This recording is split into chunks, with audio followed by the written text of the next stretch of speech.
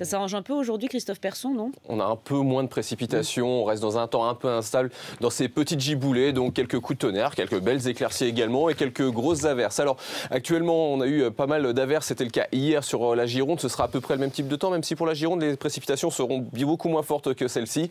En revanche, pour les Alpes, on aura encore pas mal de neige en altitude. En revanche, plus bas, ce sera quand même beaucoup plus calme. Alors on a cette dégradation orageuse toujours qui arrive par l'Atlantique et qui apporte ces averses.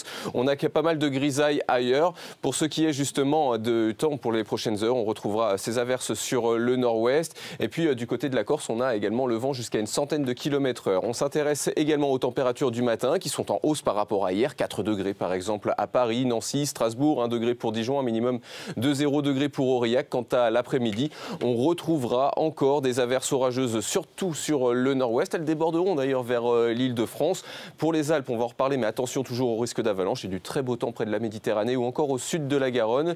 Pour les températures, jusqu'à 15 degrés. Si vous avez la chance d'être en Corse, 10 degrés pour Paris, on gagne quand même 3 degrés par rapport à hier, 9 degrés à Lille ou encore 9 degrés du côté de Strasbourg. Avant de parler justement de la météo des neiges, on va direction justement le Minnesota avec ses magnifiques aurores boréales qu'on a pu observer hier.